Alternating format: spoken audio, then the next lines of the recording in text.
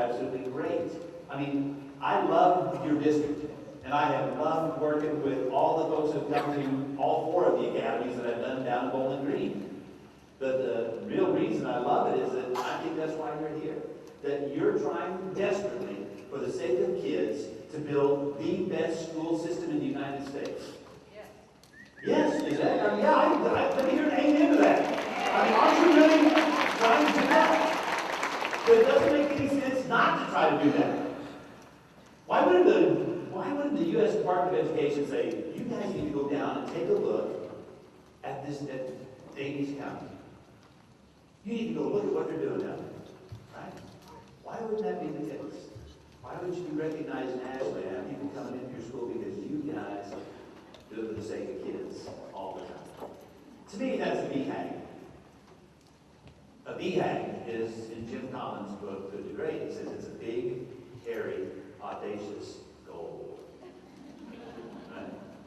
Wouldn't that be your BHAG? You'd be like nationally recognized as the most awesome school district ever built in this entire country. There's your BHAG. Google has BHAGs. Right? They're really out there. They say dream the impossible. Because when you dream the impossible, then you start making your way to the possible of what it would really look like. This is for kids, which means this is not acceptable any longer. How many of you grew up on the bell curve? I mean, grow up on it this way. Our college professors drill that into our heads. Is that that's the way of the world, right? That that's the reality that we all exist in any society, in any culture, that's the reality. Now, here's my question for you. And I haven't been that honest with myself. Yeah, I really thought that way. Because people kept telling me that this is the way the world is. And then I stopped for a minute and I thought, really? When we influence so many factors, if we influence as many factors as we influence in regard to effective schools, we shouldn't have a curve like that. We shouldn't even be willing to accept a curve like that. Right? I ran across a quote. I had to write it down last night. I got in and I couldn't sleep yet. And I unwinded from my flight. Listen to this. Abraham Lincoln, December 1962. You know what was going on in our country in 1862. It was late at night when I was writing that. It was 1 o'clock in the morning. I could read that, 1862. The dogmas of the quiet past are inadequate to the stormy present. The occasion is piled high with difficulty, and we must rise to the occasion. As our case is new, so must we think anew and act anew. We must disenthrall ourselves, and then we will save our country. I like the word disenthrall. It means to ask some questions, to let go of concepts that have once been accepted, but reality would say, no, they're not. The bell curve is wrong for us in schools. It's wrong to think about kids and that you don't matter. What's, from your point of view, with your neighbor, what is wrong with the bell curve as it relates to student achievement? What's wrong with the bell curve? Disenthrall yourself with the idea of the bell curve. What's wrong with that? I know some folks in some schools that's a difficult thing for them to let go of. That if they're getting grade distributions that look like this, they think everything's right with the world. If they're getting test scores that look like this, they think everything is right with the world. The bell curve is built on the notion of a random distribution, which means random acts happen. How many of you think you're an accident? I don't mean this side of the room, I don't mean how you came into the world. The other side of the room is going, we're not an accident. Okay, no, you're not an accident. When you think about this, you, with the help of the national government now, because Kentucky's was the first state to accept the national standards, you will choose the kinds of resources that you will use, the best resources, the best amount of time to use to actually capture the standards that are supposed to be captured by your students. Choices, that's not random. You get to choose how you're going to assess those things. That's not random. You get to choose to the level at which you're going to teach in regard to those things. That's not random. You get to choose to tell kids, here's how I'm going to assess you. Here's what you need to know. Here's our expectation. Here it is in kid-friendly terminology. You get to choose to do that. That's not random. You get to choose to give them quizzes to make sure that they are learning along the way, to frequently monitor their progress. You get to choose to react to that assessment after you give it. Not only to see what you did that worked and to share that with your colleagues, but to also examine, is there something I did that didn't work?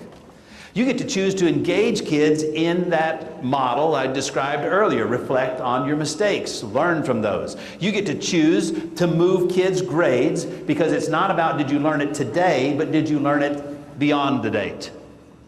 Because I provide you that opportunity. You get to choose to say, this kid struggled, I may need to approach them in a different way, in a different strategy, and I may need some help doing that. I might need to sit down with my colleagues and say, how do you differentiate? Because I don't know how to do that yet. You get to choose to do that. Therefore, you would have this curve. Not the bell curve, but the S curve. And there would be nothing wrong with that. I ran across a teacher who had a brilliant strategy. I thought this was just great. High stakes testing comes to them at the end of each quarter, right? Where they do a kind of a comprehensive assessment on all we've learned for the quarter. Some of our classes we do that. But instead of just giving them a study guide, she gives them a practice test. Then they use the practice test to really study what they need to study. Some of the things they already know, so they don't have to study that as deeply. But the stuff they don't know, they've got it in their notes, they've got it in their learning log books. A lot of you guys are doing those, I know. Learning logs with kids as they take notes, because note-taking helps with engagement, and that's one of the components of Marzano's research that says do note-taking with kids. Learning logs for elementary kids, right? So here we have kids with their notes and their examples and their learning logs. They're going to their test, the practice test. They know for a fact that this is not a trick test. They know for a fact that you aren't going to throw something else on the real test that you didn't just do on the practice test. Now that's just a brilliant practice, I think. It's so simple.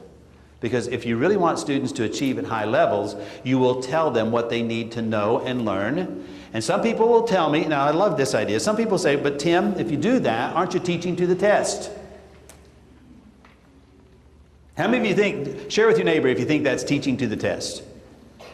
To give a practice test, to tell kids exactly what's going to be on it, to tell kids exactly what they need to know and be able to do. Is that teaching to the test? What do you think? Turn to your neighbor and answer that question.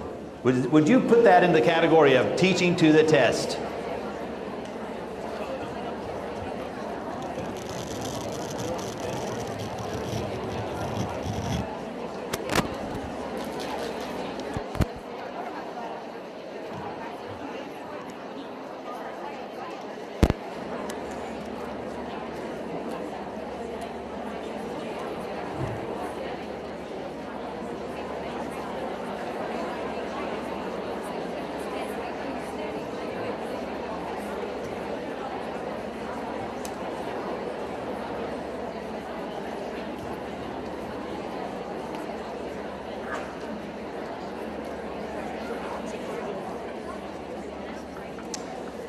Okay, so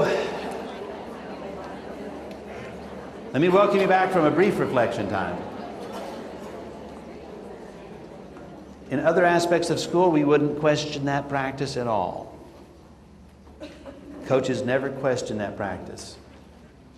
It would be silly for them to have their athletes do something that they weren't going to actually have to demonstrate and use. They call it a scrimmage. It's a, right? Other departments call it a dress rehearsal. Why would you not? Why would we not? Can you imagine that? Let's have kids read Hatchet and not tell them what we're looking for as they read Hatchet. There's a lot of things in Hatchet. And not to tell them what's the most important things and what they're needing to describe and what they're needing to pull out of that. That's just testing did you read Hatchet or not? That's not what the standard says. The standard doesn't say they have to read Hatchet. The standard says they need to be able to solve a problem or compare and contrast or whatever it is, right? Find the main idea. So wouldn't you want to help them with that information? Kids are much more likely to achieve at the level you want them to achieve at if you tell them what you want them to achieve. So we'll get into the business of being much more specific. In American schools, we haven't always done that. All of us grew up in a different world sometimes where you weren't sure what the teacher was going to ask or what they were going to expect on that test, right? And sometimes we would do poorly simply because we were at a loss about really what they wanted us to know. So I'll challenge you to think about assessment practices, and these create grading changes for us also. The minute you decide to have kids reflect on their learning, you have to do something with your grades. Because you can motivate a kid or demotivate a kid based on whether or not you recognize that learning continued. If you choose not to recognize their learning continued, that's demotivating. If you choose to recognize that their learning continued, which is what you wanted to embrace in the first place, then you would change their grade. So it's not points in the book, it's about learning. And we would reflect that learning in our grading systems. Because here's what you're trying to do, right? Isn't this a great idea? Now, we're pretty good at this in elementary school. I know for the first few years of their lives, a lot of kids they get recognized, right? As winners. Somewhere along the line, though, and I can tell you that in some schools, probably not yours, but in some schools there are some 5th graders, some 4th graders, even some 3rd graders who already know that this year is probably not going to be their year and they're not going to be recognized because they haven't been recognized in the past. They're not a winner. They're beginning to develop a concept. Seriously, every time a kid gets an F on a paper or a bunch of red marks or a 1 or a 0 or whatever you're using, every time that happens, what message gets sent to them? I mean, we want to tell them that you need to work harder.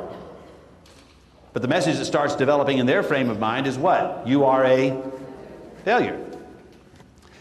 With failure yields this: loss of effort, waning desire, pessimism, trying to hide, right, by doing other things to get noticed because you're not getting noticed academically.